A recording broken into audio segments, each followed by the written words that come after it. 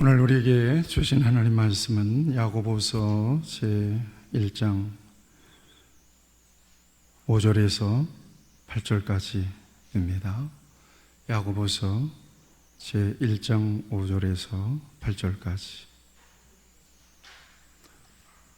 기록된 계시의 말씀을 제가 봉독할 때에 하나님께서 여러분에게, 나에게 주시는 음성으로 들리기를 바랍니다. 너희 중에 누구든지 지혜가 부족하거든 모든 사람에게 후히 주시고 꾸짖지 아니하시는 하나님께 구하라. 그리하면 주시리라. 오직 믿음으로 구하고 조금도 의심하지 말라. 의심하는 자는 마치 바람에 밀려 요동하는 바다 물결 같으니 이런 사람은 무엇이든지 주께 얻기를 생각하지 말라. 두 마음을 품어 모든 일에 정함이 없는 자로다. 아멘.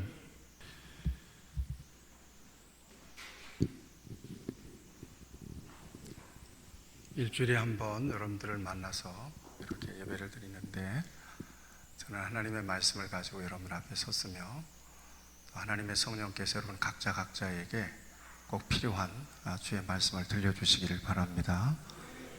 오늘은 의심 말고 구하라. 같이 하시죠. 의심 말고 구하라. 예, 그렇습니다. 주제를 잘 이해하시면서 신앙을 원리적으로 저와 여러분들이 좀 이해하고 하나님을 이 땅에서 어떻게 누려야 될 것인가에 대해서 함께 은혜를 나눌 수 있게 되기를 바랍니다. 믿는 자에게 주시는 하나님의 복이 참 많습니다. 모든 복은 하나님께서 우리에게 주시는 것이니까 하나님 없이 오는 것은 복이 아니다. 아멘. 그렇게 고백하시죠. 여러분들에게 엄청난 금은 보화가 있더라도 여러분들의 영혼이 하나님을 인정하지 않으면 그건 복이 아니에요. 오히려 우리를 찌르는 가시가 될 수 있어요. 여러분들이 엄청난 인기와 명예를 갖고 있다 할지라도 하나님이 여러분들의 중심에 안 계시면 위태위태해요. 그리고는 결국은 그거 다 놓고 하나님께 돌아와서는 내 인생은 헛되었었다 이렇게 고백하고 하나님 안에 있는 것이 가장 큰 행복입니다 이렇게 고백하죠. 그러니까 무엇이 진정한 복이냐 하는 거죠. 그러니까 언제나 제가 입버릇처럼 말씀드리는 것이, 사람을 행복하게 하는 것은 어떤 물리적인 가치나 환경에 있지 않다는 거예요. 조건적이지 않다는 거예요. 조건은 쉽게 달라질 수 있는 거기 때문에 사람이 행복할 수 있는 것은 하나님 만나야 돼요. 하나님을 친밀하게 만나고 하나님과 교제할 수 있을 때, 그때 우리가 진정으로 행복을 누려요. 인간은 그런 거예요. 그렇게 믿으시죠? 하나님 빼도 좋사오니 좀 잘만 되게 하시옵소서. 이런 분은 안 계시죠, 그죠? 예. 오늘 우리 그런 면에서 우리 빈내리 교회 성도들은 많이 성숙했다 그렇게 저는 여기고 보람을 느끼면서 한 걸음 한 걸음 여러분들을 섬기면서 기도하면서 가고 있습니다. 자, 하나님을 믿는 것에 따르는 복이 있습니다. 복을 한번 헤아려 보십시오. 받은 복을 헤아려 보아라. 받은 복을 헤아려 보아라. 어떤 복이냐? 첫째, 그 이름에 합당한 복을 누립니다. 하나님께는 이름이 있잖아요.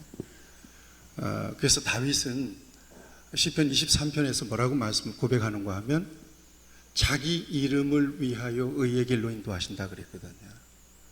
우리가 착각하지 말아야 될 것은 하나님께서 정말 나를 위해서 내게 복을 주시고 내 삶에 형통을 주신다고 생각하면 안 됩니다.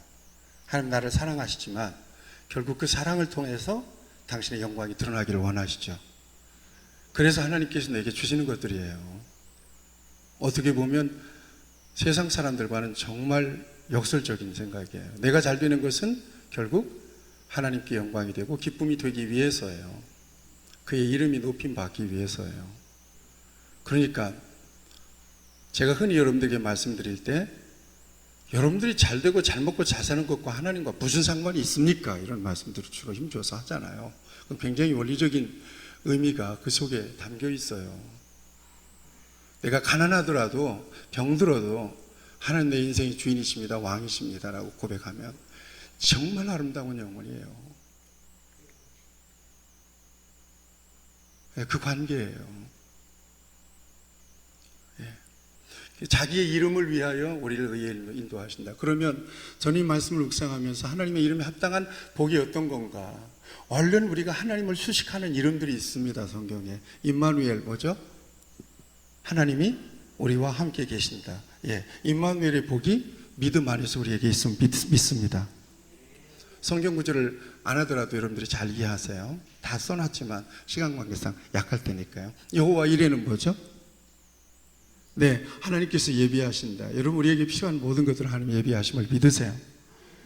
저는 정말 광야로 들어와 보면 하나님을 실감해요. 광야로 들어와 보면 모든 게 필요하거든요. 하나님께서 필요한 것들을 이렇게 공급해 주세요. 적재적소에. 광야로 들어오면 하늘밖에 못 봐요. 그러니까 아무리 배고파도 만나가 내려와야 돼요.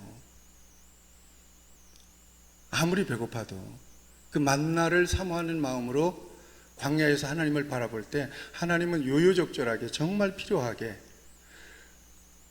내가 너무 많은 것들을 가져서 교만하지도 않고 너무 부족해서 비굴하지도 않도록 적당하게 필요에 따라서 공급해 주시는 하나님 저는 경험했습니다. 지금도 경험하고 있습니다. 여호와 니시는 어떤 거죠? 네, 여호와는 깃발이, 니시는 깃발이라는 말이에요. 승리자의 깃발이에요. 여호와는 나의 깃발이다. 여러분 그 복이 믿음 안에서 우리에게 주어진 복임을 믿으십시오. 여러분들이 최종 승리자가 된다는 사실 믿으십시오. 저는 제가 최종 승리자가 된다는 분명한 믿음을 가지고 있습니다. 과정은 잘 모르겠어요. 이럴 수도 있고 저럴 수도 있다. 그러나 내 인생에 하나님이 중심이 계시고 내가 하나님 앞에 서 있다면 반드시 하나님은 내가 승리하도록 만들어 주실 거라고 하는 분명한 믿음 갖고 있습니다. 여러분들도 그렇게 믿으시길 바랍니다. 그 다음에 여호와 라파는 어떤 거죠? 하나님이 고치신다. 라파라는 말은 고친다는 말이에요. 치유하시는 하나님이세요. 나는 너희를 치유하는 여호와라. 믿으시나요? 믿으시나요? 그럼 아프면 기도하시나요? 병원부터 가시나요? 기도부터 하시나요? 믿음 좋은 척하고 계시는 것 같아요. 네, 그러나 기도해야 돼요. 병원에 안 가라는 얘기가 아니에요. 병원에 가서 치료하세요. 약 한번 먹으면 금방 치유가 될 건데 왜 그것도 믿음이라고 막 고쳐주실 줄로 믿습니다 이러고만 있어요. 약도 하나님이 허락해 놓으신 건데 또 하나님 주시는 지혜를 사용해야죠. 하나님 앞에 아파서 배가 아파서 막 기도해요. 그럼 하나님 어떤 응답 주실까요? 얼른 가스명사 한 병을 마셔라. 그런 응답 주시겠죠. 그래 내가 능력으로 고쳐줄게 이러시겠어요? 그렇지 않아요. 여러 방법으로 하나님의 기적을 우리가 부정하는 것이 아닙니다. 반드시 하나님 기적의 역사를 통해서 우리를 고치시지만 그러나 신앙이라고 하는 것은 상식을 넘어가지 않습니다. 그래서 신비적인 것을 간구하면서 이게 정말 좋은 믿음이라고 착각하면 안 됩니다. 시험 공부 하나도 안 하고 주여 믿습니다. 답이 보일 줄로 믿습니다. 백날 첫날 전능하신 하나님 아무리 외쳐도 빵점 맞습니다. 신앙은 기본적인 상식을 넘어가지 않습니다. 하나님이 하실 일이 있고 내가 하나님의 협력자가 되어서 내가 해야 될 일이 있습니다. 내가 해야 될 일조차도 하나님께 밀어버리고 하나님 다 해주세요. 그것은 맹신입니다. 그것은 미신인 거예요. 여러분들이 하나님의 은혜를 위해서 하나님 앞에 간구하지 않고 하나님 내 형편 다 아시니까 아시겠지 그러고 누워있잖아요. 응답 없습니다. 괜히 기도하라고 말씀하시나요? 그러나 신앙은 기본적인 카먼센스를 넘어가지 않는다. 상식을 넘어가지 않습니다. 그 다음에 그 이름에 합당한 이름 마지막으로 여러 개 있지만 마지막으로 야훼 군대의 하나님을 믿습니다. 야훼 쩌바옷이에요. 골리앗 앞에서 다윗이 너는 칼과 단창으로 내게 나오거니와 나는 내가 의지하는 만군의 하나님, 군대의 하나님의 이름으로 너에게 가노라 그러잖아요. 군대의 하나님이에요. 믿으시길 바랍니다. 그래서 여러분들이 다급하고 힘들 때 군대의 하나님이여 나를 도와주시고 지켜주시옵소서. 하나님의 군대로 나를 지켜주시옵소서. 여러분 하나님 앞에 간구하실 수 있어야 돼요. 온몸에 전율이 전기가 확 올 수 있도록 하나님의 군대요 나를 위하여 하나님의 군대를 동원하여 주시옵소서. 군대 하나님의 도우심을 입는 그 같은 복을 누립니다. 이 외에도 정말 믿음 안에서 누릴 수 있는 복이 있어요. 어떤 거냐? 하나님과 소통할 수 있다는 복이에요. 여러분, 사람에게 있어서 가장 큰 고통과 가장 큰 어려움은 소외예요. 대화의 상대가 없어요. 소통의 상대가 없는 거예요. 그러면 사람들은 정서적으로 메말라요. 밥맛도 떨어지고 삶의 의욕이 사라져버리죠. 그럼에도 불구하고 하나님의 사람들은 소통의 창구가 있습니다. 아멘. 혼자 있을 때에도 하나님 아버지, 저는 어제 저녁에 신은 죽지 않았다라고 하는 영화를 유튜브를 통해서 보면서 혼자 여러 번을 울었습니다. 예, 신은 죽지 않았다. 하나님은 죽지 않았다. 막 흐느끼면서 예, 맞습니다. 살아계신 하나님이 여러분들에게 인격적으로 여러분들의 소통의 대상이 되시는 것에 대해서 여러분 감사하시기를 바랍니다. 이 관계가 어떤 이유로든 막히지 않게 되기를 바랍니다. 그런 거 있잖아요. 전화를 했는데도 전화를 안 받아요. 왜 그럴까 걱정되죠. 소통에 문제가 생기니까 답답함을 느낄 수 있습니다. 그런데 제가 전화를 걸고 받아보니까 전화는 한 번, 두 번 울릴 때 받아야 되겠더라고요. 그 기회를 놓치면 전화하기도 그렇고 받기도 곤란해집니다. 우리 성도들 그럴 수 있게 되기를 바랍니다.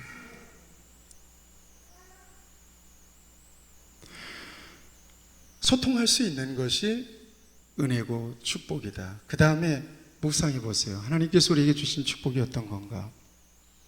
맡기고 의지할 수 있는 거 복입니다. 맡길 수 있는 거. 아멘. 성경은 맡기라는 말씀만, 수고하고 무거운 짐도 맡기고 너의 행사를 여호와께 맡기라 그러고요. 맡기라는 말씀들이 굉장히 많이 있어요. 그런데 무엇이든 맡기면 하나님께서 감당해 주시겠다고 하는 보장이 분명히 있고 그 같은 능력이 있으니까 맡기라고 그러죠. 여러분들이 어떤 사정이 있어서 박 목사가 내게 맡기세요. 그럴 수 있겠습니까? 나는 여러분들의 사정을 내가 맡아서 감당할 수 있는 능력도 지혜도 부족하죠. 여러분들이 가령 한 10억 정도가 필요해요. 돈으로 예를 들어서 미안해요. 목사님 한 10억이 필요합니다. 목사님만 믿습니다 하고 나한테 맡겨보세요. 안 돼요. 일전에 나훈아가 테스 형 이렇게 불렀대요. 세상이 왜 이래? 사랑은 왜 이래? 테스 형, 나 이게 뭔지야 뭔가 그랬더니 소크라테스래요. 너 자신을 알라고 툭 던지고 간 말을 내가 어떻게 합니까? 테스 형, 테스 형. 여러분 백날 준날 테스 형 아무리 불러봤자 아무 소용없어요. 근데 하나님 형이라고 부를 수도 없고 하나 형이라고 부를 수도 없고 예수 형이라고 부를 수도 없고 거기다가 예수님이라고 부를 수 있으면 참 좋겠지만 그래서 아니 어떤 목사님이 뜬금없이 테스형 그래요. 그래서 저분이 도대체 뭔 노래인 줄 이렇게 저렇게 구성기의 노래를 잘 부르나. 그리고 이름을 댈 만한 어느 간증사역자가 이게 너무나 심오한 철학을 담고 있는 간증사역자, 예수 믿는 사람이에요. 심오한 철학을 담고 있는 노래이기 때문에 성악가인데 자기가 한번 부르겠다고 해서 그걸 또 유튜브 영상으로 올렸어요. 엄청난 많은 사람들이 리메이크 해가지고 불려지고 있어요. 아, 이거 안 되겠다. 아니, 테스형 대답 없는 메아리, 테스형 계속 부르면 안 된다. 예수 믿는 사람들이 신앙적으로 문제가 있다. 그래서 제가 테스형에게 던진 질문이라고 하는 글을 썼어요. 그 질문 아무리 해야 대답 없는 메아리다. 내가 여러분들에게 공개해서 한번 전해드릴 테니까 한번 읽어보세요. 그러나 우리 하나님은 저와 여러분들을 너무 잘 아시기도 하지만 저와 여러분들을 충분하게 전인적으로 돌보실 수 있는 하나님이세요. 다만 아까 믿음을 전제했어요. 하나님의 이름의 권세와 축복을 누리기 위해서, 믿는 자의 축복을 누리기 위해서 이 믿음이 전제가 돼요. 하나님을 믿고 의지할 때 하나님은 우리에게 충분한 도움이 되십니다. 그 다음에 마지막으로는 믿음의 복은 어떤 거예요? 세상에서 잘 먹고 잘 살고 한평생 잘 살다가 가면 장례 치르면 완전히 끝난 겁니까? 그 인생이? 그건 아니잖아요. 우리가 돌아보는 것은 보이는 것이 아니라 보이지 않는 것이요, 보이는 것은 잠깐이지만 보이지 않는 것은 영원합니다. 이 푸석푸석해지는 가을철에 거울을 놓고 자신의 얼굴을 보세요. 내가 왜 얼굴이 이렇게 자꾸 쇠가죽같이 거칠해지니? 여기다가 아무리 좋은 화장품을 몇 겹으로 발라도 이거 회복 안 돼요. 겉사람은 후패하고 있기 때문에 그래요. 속은 날로 새롭도다. 여러분, 얼굴이 주름지고 허리가 구부정해진 데다가 수천만 원짜리 옷을 걸쳐놔도요, 별품 안 난단 말이에요.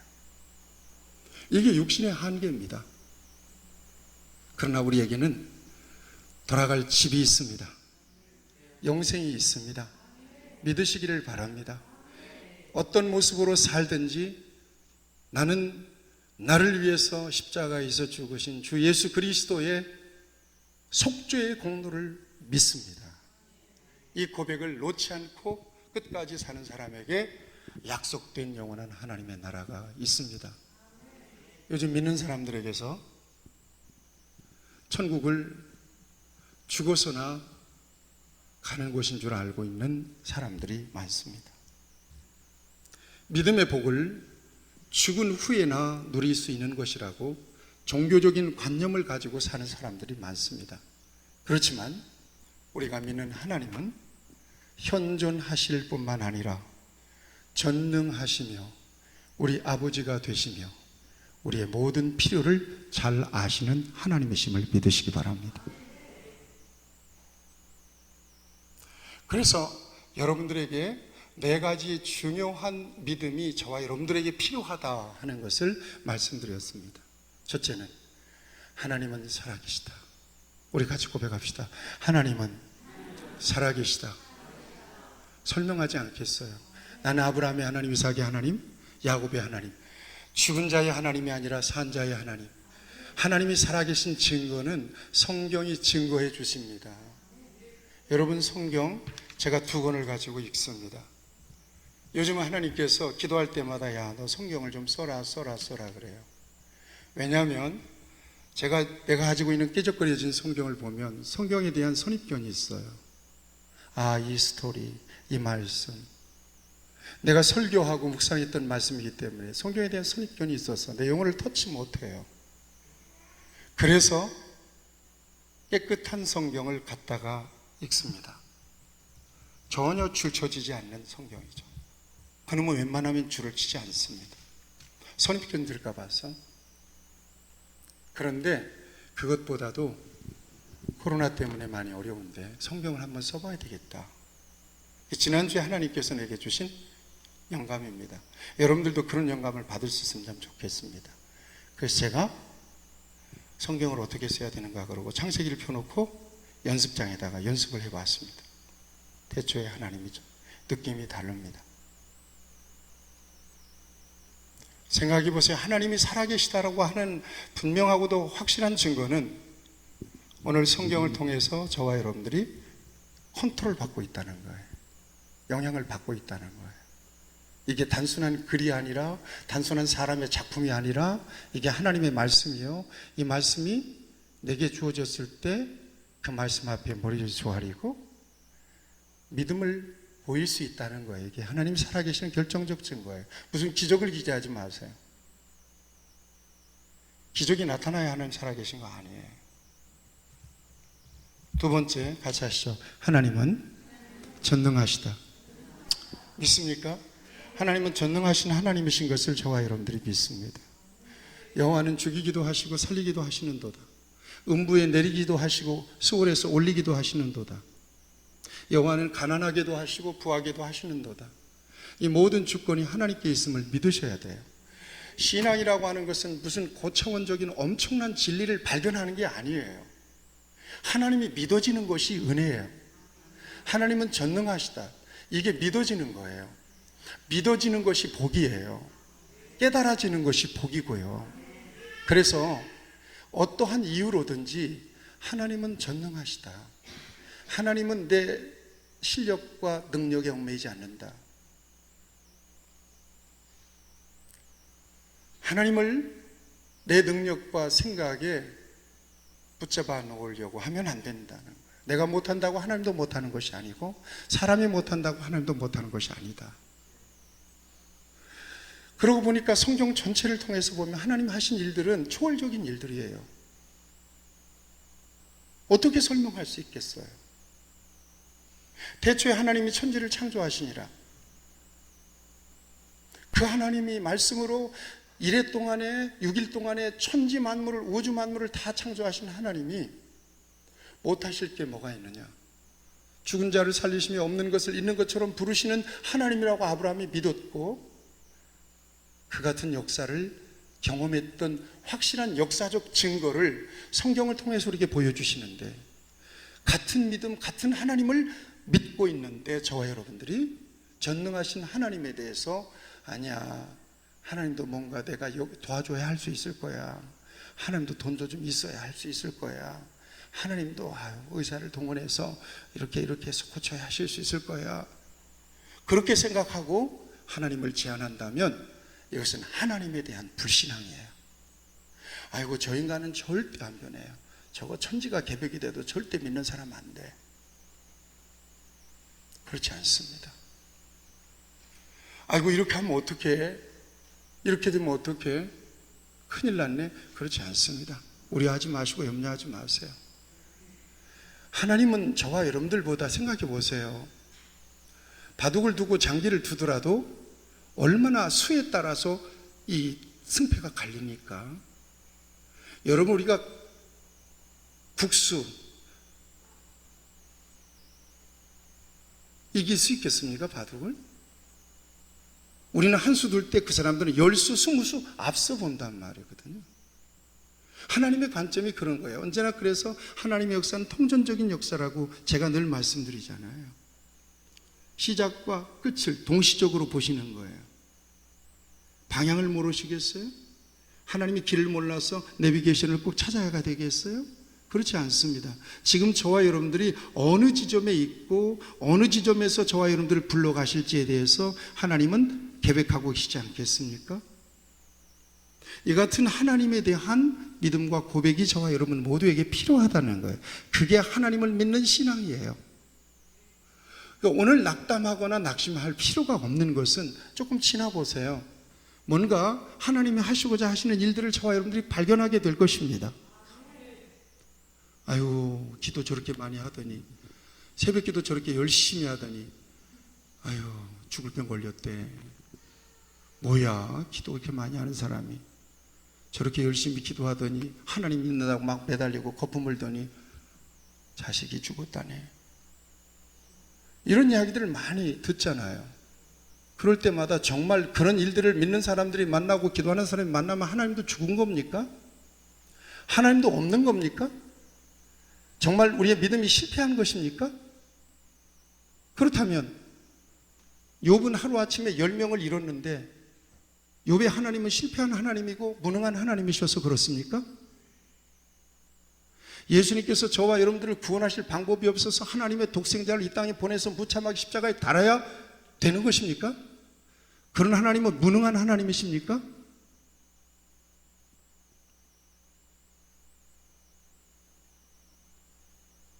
하나님에 대한 이해가 저와 여러분들이 너무나 왜곡되고 너무나 잘못되어 있을 가능성이 많다는 얘기예요. 너만 좋아야 하나님이 맞아? 네가 기분 나쁘고 네가 속상하면 하나님 없는 거냐?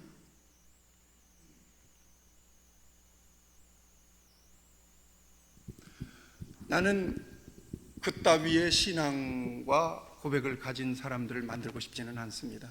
그래서 잘 먹고 잘 사는 거 가지고 교회에서 떠벌리거나 자랑 삼을 수 없으면 적어도 빈내리 교회에서는 그렇습니다. 그런 거 쳐주질 않으니까요.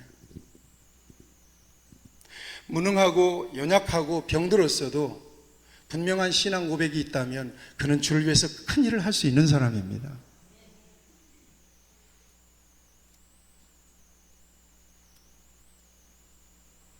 마르틴 루터가요, 종교개혁 이끌면서 너무나 답답한 거예요. 교황청에서는 소환 명령이 왔어요. 당시 종교 재판을 받으면 십자가형을 받든지 화형을 당하든지.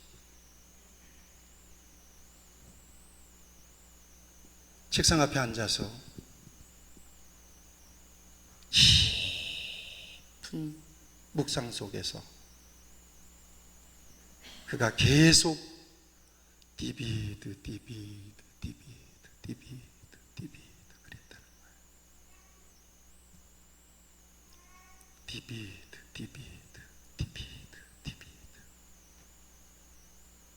생존하신다. 하나님은 살아계신다. 하나님은 살아계신다. 디비드.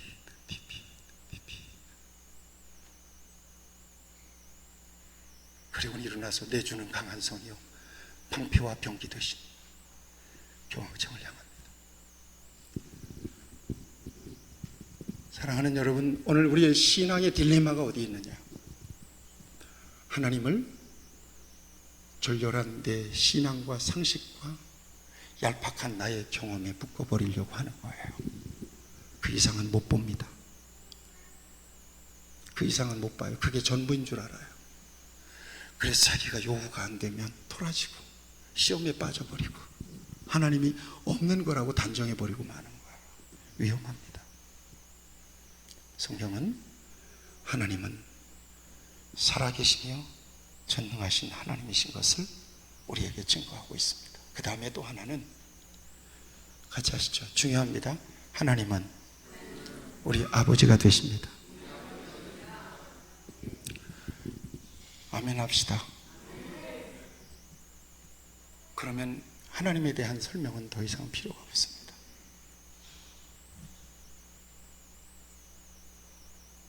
죄송합니다만 저도 자식을 키우고 있으니까 자식을 위해서는 끔찍한 마음이 있습니다. 같이 밥상에 둘러 앉아서 먹어도 가운데 토막 생선은 자식에게 주고, 지난주에도 그랬어요.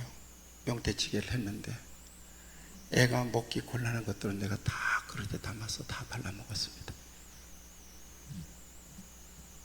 밥 먹을래? 예, 앉아라. 끓여서 가운데 토막하고 국물하고 두부하고 보기 좋은 부분만 담아서 주었습니다. 그 이상도 할 수 있고 그보다 더한 일도 할 수 있습니다. 단적으로 하나님께서 내 아버지가 되신다는 것은 자기 아들을 아끼지 아니하시고 우리에게 내어주시니까 어찌 그 아들과 함께 그 모든 것을 우리에게 은사로 주시지 않겠느냐는 거예요. 더 이상 설명이 필요가 없습니다. 여러분들이 너무 잘 아실 거니까. 마태복음 7장에서 기도를 말씀하시면서 자식이 떡을 달라고 하면 돌멩이를 줄 부모가 어디 있겠느냐, 생선을 달라고 하는 자식에게 뱀을 줄 부모가 어디 있니? 하물며 하늘에 계신 너희 아버지가 구하는 자에게 좋은 것을 주시 않겠느냐. 더 이상 무슨 설명을 요구하실 거예요? 이렇게 하나님이 나를 사랑하신다는데 더 이상 무슨 설명이 필요하겠어요? 마지막으로 늘 여러분들에게 강조하는 하나님이 있습니다. 그 하나님은 우리를 사랑하시는 하나님이십니다. 같이 하시죠. 하나님은 우리를 사랑하십니다. 아멘. 그 사랑을 받고 저와 여러분들이 살아가고 있습니다. 신앙이란 뭐냐? 하나님의 사랑에 응답하는 행위입니다. 그 이상도 이하도 아닙니다. 네가 정말 예수를 믿어서 예수님의 공로로 구원받았다는 분명한 확신을 갖고 있느냐? 그러면 너의 십자가를 지라.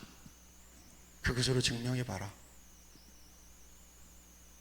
예배, 위험한 시대에 여러분들이 뭔가 예배 오면 엄청난 하늘이 열리고 엄청난 벼락부자가 되고 이런 걸 기대하고 예배 오지는 않잖아요. 예배는 그래서 드린다고 그러지 받는다고 하지 않습니다. 옛날에는 예배를 본다고 했지만 지금은 그런 얘기 안 합니다. 예배는 온전한 응답입니다. 구속받은 하나님의 사람들이, 저는 신학을 공부하면서 예배를 그렇게 배웠어요. 예배는 창조주 하나님의 능력과 주 예수 그리스도를 통한 십자가의 공로에 응답하여 드리는 예식이라고 배웠습니다. 응답이라고 배웠습니다. 다른 것은 없습니다. 나 같은 것을 구원하신 것을 감사합니다. 이 고백이 이 예배 가운데 있어야 진정으로 하나님이 받으실 만한 예배가 될 수 있는 거죠.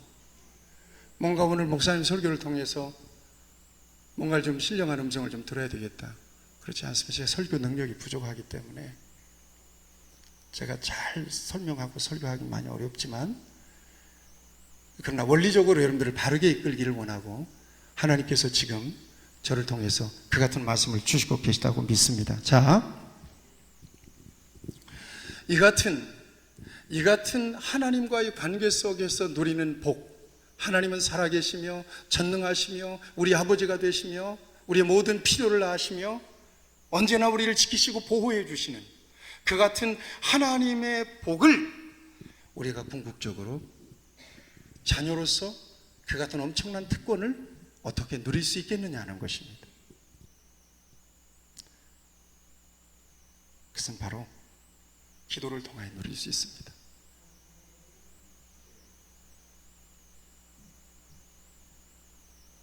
다른 거 없어요. 열심히 일하면 하나님께서 열심히 막 봉사하고 충사 하나님 보시고 정말 지성 감천되셔가지고 감천이 되시고 하나님 감동하시고 내게 큰 복을 주시겠지. 기도는 종합적인 믿음의 표현입니다. 기도한다는 것은 믿음이 있다는 거고, 믿음의 사람은 기도하는 사람입니다. 그리고 기도할 때 하나님께서 주신다는 것은 뭐냐? 기도할 때 비로소 하나님에 대한 신앙과 고백을 바르게 가질 수가 있습니다. 그러니까 무엇을 맡겨주시더라도 기도를 통해서, 응답을 통해서 주신 것을 받아 누리는 사람은 절대 이 땅의 것들로 교만하지 않습니다. 자기 머릿속에 든 것 가지고 교만하지 않습니다. 하나님이 주신 거니까, 하나님 맡겨주신 것뿐이니까. 그럼 왜 기도하지 않으면 하나님이 안 주시느냐? 기도하지 않으면 안 주시거든요. 왜 안 주시느냐? 이건 여러분들에게 제가 여러 번 우리 교인들에게 설명했어요. 왜 그러느냐? 기도하지 않고 필요가 채워진 것들에 대하여 하나님을 인정하지 않습니다. 왜 기도하면 하나님이 주시냐? 그것이 내게 필요하고 하나님께서 나를 사랑하셔서 응답을 통하여 주신 것이 맞지만 그 하나님의 응답을 통해서 비로소 하나님의 자리를 인정해 드립니다. 하나님이 하셨습니다. 하나님이 주신 것이죠.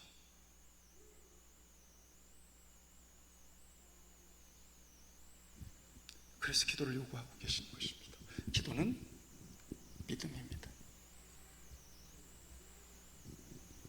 우리가 이렇게 암송하고 있는 욥기의 말씀이 있습니다.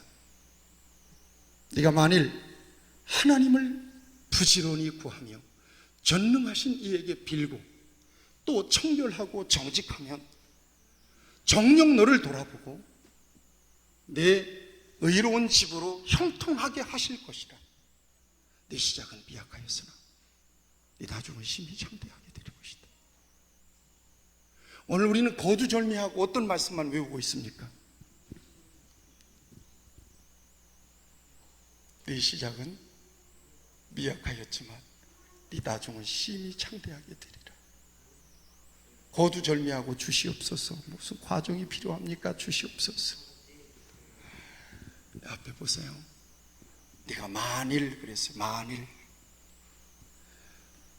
부지런히 하나님께 빌고 전능하신 하나님께 구하면 하나님이 너를 돌아보시고 내 의로운 집으로 형통하게 하실 것이다 말씀하잖아요.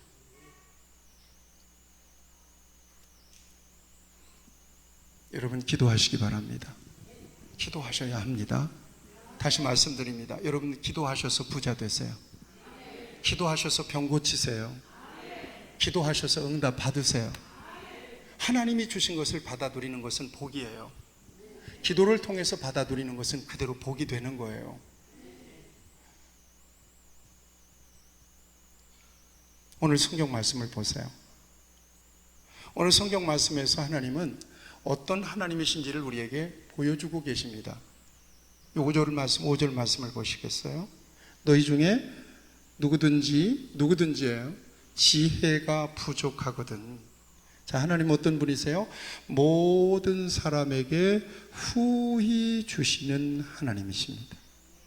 꾸짖지 아니하시는 하나님이세요. 후히 주시고, 후히 주신다는 말은 우리가 구하는 것에 더하여 넘치게 주시는 하나님이지,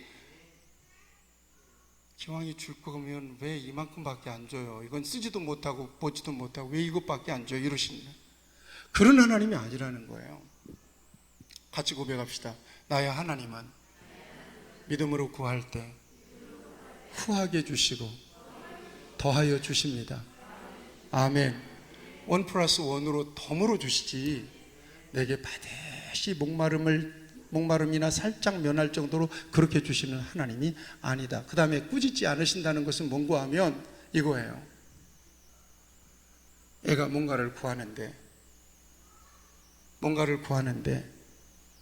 전혀 엉뚱한 것을 구하는 거예요.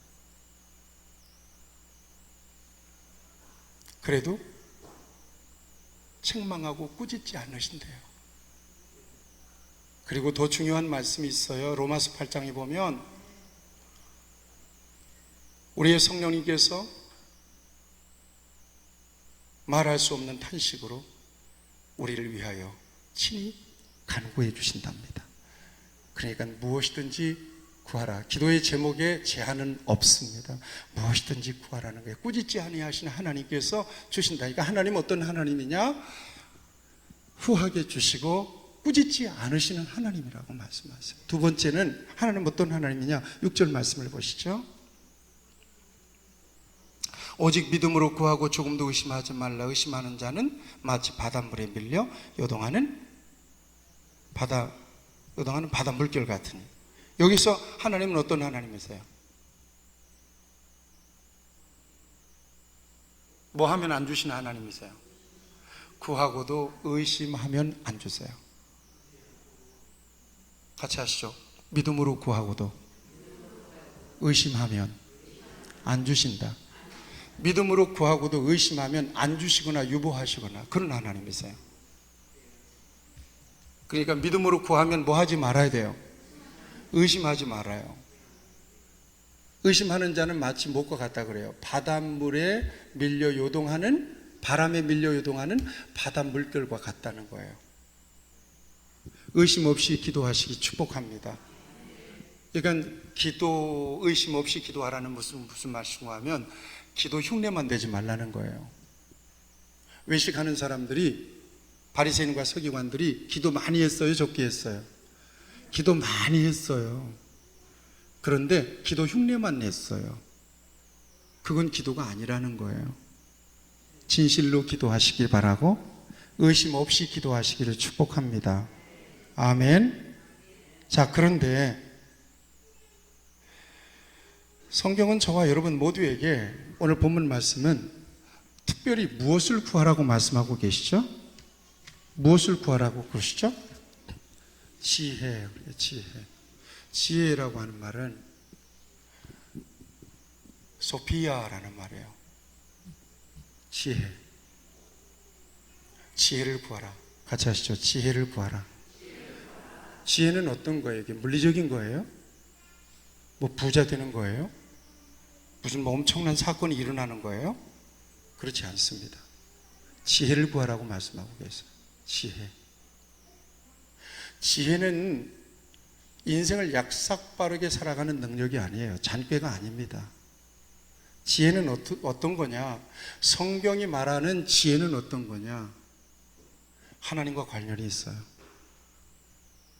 하나님을 경외하는 것이 지혜의 근본이다. 아멘. 하나님을 경외하는 것이 지혜의 근본이다. 그러니까 누구든지 지혜가 부족하거든 이라고 하는 말은 하나님을 경외하는 믿음이 부족하거든. 구하랍니다.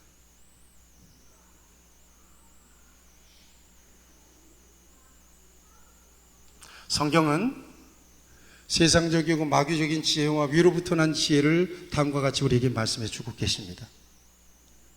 야고보서 3장 14절 18절까지 보면, 그러나 너희 마음속에 독한 시기와 다툼이 있으면 자랑하지 말라. 진리를 거스려 거짓하지 말라. 그러한 지혜는 위로부터 내려온 지혜가 아니요 세상적이요 정욕적이요 마귀적인 것이라는 거예요. 세상적이고 정욕적이고 마귀적인 지혜도 있다는 거예요. 여기에는 시기와 질투와 다툼이 병행되는, 시기와 다툼이 있는 곳에는 요란과 모든 악한 일이 있음이니라. 오직 위로부터 난 지혜는, 저를 따라서 해보세요. 첫째는 성결하고, 다음에는 화평하고, 관용하고, 양순하며 긍휼과 선한 열매가 가득하고 편벽과 거짓이 없나니. 아멘. 이게 위로부터 난 지혜랍니다. 하나님은 저와 여러분 모두에게 이와 같은 지혜를 구하라고 말씀하고 계십니다. 그러면 후히 주시겠다고 말씀하고 계십니다. 여러분, 이 지혜가 저와 여러분 모두에게 필요합니다. 정말 이 어려운 시대 속에서 정말 이 하나님이 주시는 위로부터 난 신령한 지혜가 저와 여러분 안에 넘쳐나기를 바랍니다. 우리 같이 그렇게 고백합시다. 주여, 나에게 위로부터 난 지혜를 주시옵소서. 아멘. 그런데 우리가 이 지혜를 구해야 되는 시점이 언제냐? 오늘 이 말씀이 굉장히 중요한 포인트가 여기에 있습니다. 언제 이 같은 지혜를 구해야 되느냐는 거예요. 앞절에서 보세요. 2절 같이 한번 읽겠습니다. 2절, 3절, 4절까지를 같이 읽겠습니다. 시작. 내 형제들아, 너희가 여러 가지 시험을 당하거든 온전히 기쁘게 여기라. 이는 너희 믿음의 시련이 인내를 만들어내는 줄 너희가 알미라. 인내를 온전히 이루라. 이는 너희로 온전하고 구비하고 조금도 부족함이 없게 하려 함이라. 아멘. 언제 이 같은 하나님을 경외하는 위로부터 난 지혜가 필요하며 그 같은 지혜를 구해야 될 것이냐? 언제? 믿음의 시련의 때.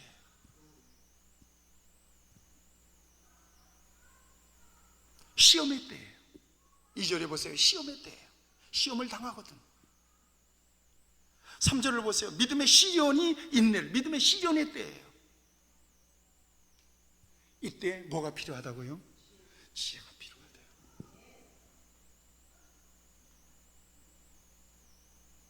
난 우리 성도들에게 이 같은 하나님의 지혜, 위로부터 난 지혜로 저와 여러분들이 하나님을 경외하는 믿음 안에서 오늘 어려운 시대 속에서 하나님을 섬길 수 있게 되기를 바랍니다. 기도하십시다.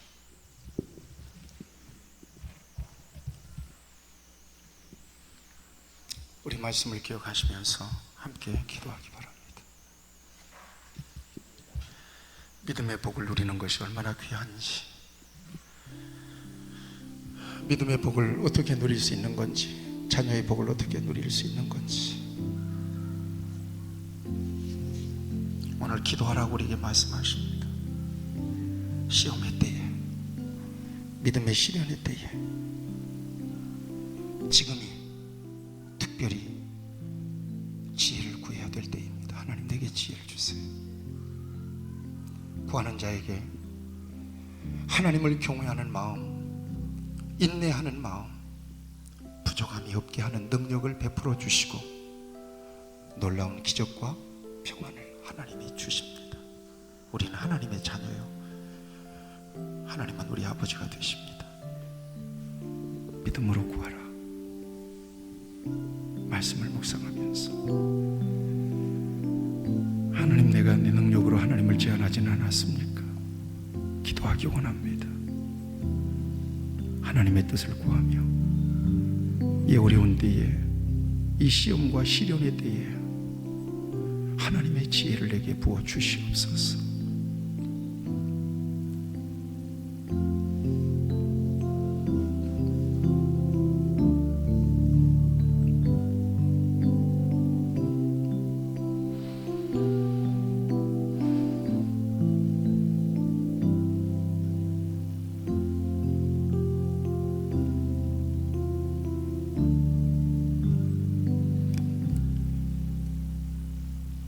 참 좋으신 하나님, 살아계신 하나님, 아버지 하나님 앞에 귀한 시간에 기도합니다.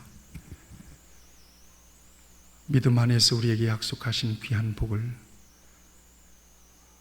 하나님의 자녀의 권세를 기도를 통하여 누릴 수 있기를 원합니다.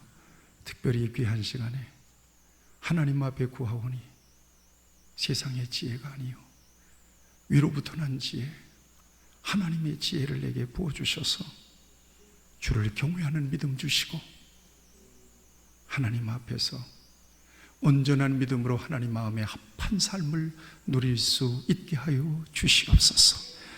예수님의 이름으로 기도하옵나이다. 아멘.